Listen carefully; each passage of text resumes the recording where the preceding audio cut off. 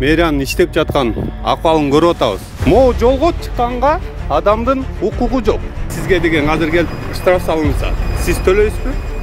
Төлөйм. Кочум тартпай эле койчу мени, макул. Эмне бетке такып ушундай бересиңер? Биз биякта туруп атпайбыз, көрүп атпайсыңбы? Силер турганы менен силер знак эмессиңер. Бирдемкени айтып келсең эле беттен алып жатып калышат да. Адам сүзүлсө мэрия буга жооп бербейт. Ассаламу алейкум, урматтуу көрүүчүлөр. Азыркы учурда биз мэриянын иштеп жаткан акыбалын көрүп атабыз. Негизи бул иш деген башталардын алдында деген жолдун наркы жагына деген знак коюш керек. Впереди идет работа, же болбосо алдыда жумуш жүрүп атат депчи. Элдер деген жолго чыгып кетпеш үчүн могу коопсуздук жайды көрүп өзүңүздөр көрүп жатасыз. Элдер астынан өтүп атат. Үстүнөн бир нерсе кулап кетсе, буга ким жооп берет да? Бул биринчи маселе. Экинчи маселеси. Могу жолго чыкканга адамдын укугу жок. Бул жолго чыктык. Мисалы мен мына жолдун жегинде бул адамдар басып келатат. Булар уже 1000 сомдон 500 сомго чейин штраф айыпка жыгылды. Ассаламу алейкум жигиттер. Мыйзамда деген жазылганда бул жолдун чыкканда же жолдон туура эмес өткөндөргө 1000 сомдон 500 сомго чейин штраф салынат. Эгерде сизге деген азыр келип штраф салынса, сиз төлөйсүзбү? Төлөйм. Неге? Анткени биякта жол жабылып турбайбы экен. Ага ким күнөөлүү болуп атат? Ага государство, мэрия, муниципалитет күнөөлүү болуп атпайбы? Оюңузча, знак, предупреждающий знак, кай жерге илиниш керек? Тети буруштан, тиги буруштан байке. Рахмат. Мына өзүңүздөр көрүп аткандай эле мына машиналар поток менен кетип атат. Бул жерден адамдар деген өтүп баратканда сүзүлүп, же болбосо бир нерсе болсо, буга ким жооп берет да? Мына монча тыгылышты көрүп атасыздар, буну деле эч ким көрбөйт да. Предупреждающий знак. Тети буручка илиниш керек да, негизичи. Бул жерде өзүңүздөр караганда элдер өтүп атат мына. Знак кай жерге илиниш керек экенин көргөзүп берейин. Мындай ситуацияда ушу буручтан ушака чейин тозулуш керек. Впереди идет работа, же болбосо демонтаж болуп атат деген мэрия илиш керек болчу. А негедир бул жерде илинген жок да. Азыр элдин баары ушу жол менен барып туруп эле жолго чыгып кетип атат. Бул жерде подземка турат, өзүңүздөр көрүп тургандай. Ушу подземка менен өтүп, наркы жак менен өтүш керек болчу да. Нар жак менен. А негедир бул жерге деген знак илинген эмес. Бул мэриянын мындай айтканда чоң катасы да. Тартып берсең. Келсеңиз байкеси. Келсеңиз.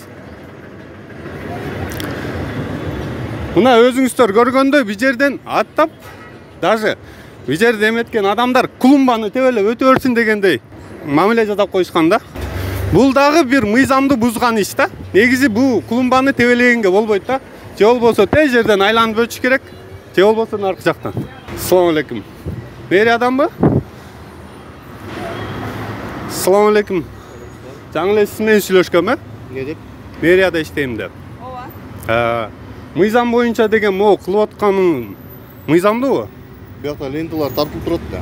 Лентадан кишилерге мисалы коопсуздугуна кандайынан кылабыз биз? Лента турат, биякта фишкасы турат. Биякта эч кимди өткөзүп атат. Биякта могулар демонтаж болгон үчүн башка түшүп кетет деп. Анан кийин могулар кооптуу болгон үчүн ошондо кылып атабыз да. Мындай кичинекей лентаны коюп коюш ошол белгилүү, кичинекей лента эмес да, өзүбүздүн балдарды коюп атпайбыз. Кишилер турат да биякта. Түшүндүрүү иштерин жүргүзүп атат. Мындайынан өтүңүздөр. Знак деген кай жерге илиниш керек? Айтып бериңизчи. Мына биз биякта коопсуздук сактап мына кандай кылып атабыз да. Кочум тартпай эле койчу мени, макул.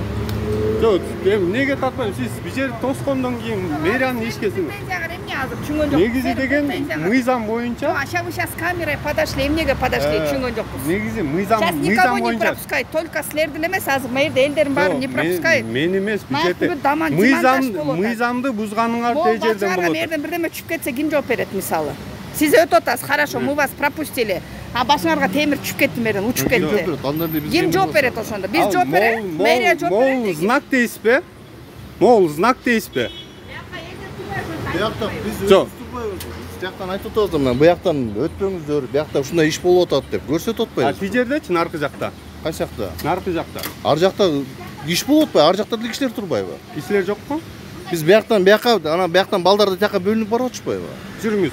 Анда өзүңүз айтып атасыз, балдар турат деп, жүрүңүз чогуу барып, ошо балдарды карайсыз. Улан. Улан, Улан Нурманбетов. Сиз ким болосуз? Мен прессадан болом. Кайсы прессадан, кайсы каналдан? Хотел доказать. Бяхта деген, вот кроме не только тебя, бүт баардыгын көрсөтөт атасы. Окудуңуз. Эне бетке такалган ушундай бересиңерби? Биякта силерден башка жумушубуз көп биз. Жок, мен жумушуңар көп экенин билип атам, бирок мыйзамды дагы билишиңер керек да. Тетиги бурчка илип туруп, наркы жак менен өткөрүш керек ба адамды негизи мыйзамда. Биз биякта туруп атпайбыз, көрүп атпайсыңбы? Жок, силер турганы менен силер знак эмессиңер да. Айтып атпайбы, түндүгүз айтат ошон үчүн айтып атпайбы бияқта. Сиз ким болуп иштейсиз? Мен мына магазинде. Магазинде. Ошон үчүн бияка мы даже клиентов, бизге даже айтты, клиенттер даже өткөзүп атат. За линия чыкпа. Негиз келбейсиз бери. Мына көрдүңөрбү, урматтуу көрүүчүлөр, мэриянын бу салакылыгы ушул да. Мэриянын кишилери мыйзамды билеби, билбейби, негизи знак кай жерде туруш керек, кай жерде турбаш керек экен. Анан бирдемкени айтып келсең эле беттен алып жатып калышат да. Эми бул баштан деген айтайын, мына мыжерде деген белгилүү знак болуш керек. Алдыда курулуш иш жүрүп атат депчи. Ошондо элдер деген бул жол менен баспай, өзүңүздөр көргөндөй, мына көрдүңүздөрбү? Мынтип баспай, бул жолдун наркы бетине өтүп, анан нар жакка кетишет да. Наркы жагында мен көргөзгөндөй, через подземку өтүп, анан берки жагынан өтүшөт да. Адам сүзүлсө, мэрия буга жооп бербейт.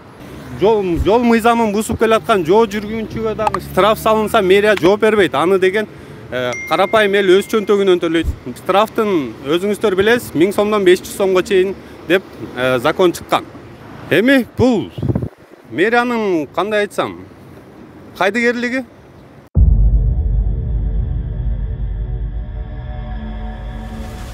Сиздин 87 сомуңуз Кыргызстанда коррупция менен күрөшүүгө кандай жардам берет? Анткени Айтайт ТС каналынын миссиясы Кыргызстандын элине кызмат кылуу, элдин үнү болуу. Биз силердин көзүңөр менен карап, кулагыңар менен угуп, чилистендердин карасантай схемаларын ачыкка чыгарабыз. Аларды сиздер менен биздин кызыкчылыгыбыз үчүн, азыркы эркин Кыргызстандын жыргалчылыгы үчүн иштөөгө мажбурлайбыз. Эркиндик берилбейт, ага жетүү керек. Ал үчүн күрөшүүбүз керек. Patreon жөнүндө толук инструкцияны видеонун алдындагы шилтемеден көрсөңүз болот. Patreon'дон бизди колдоңуз.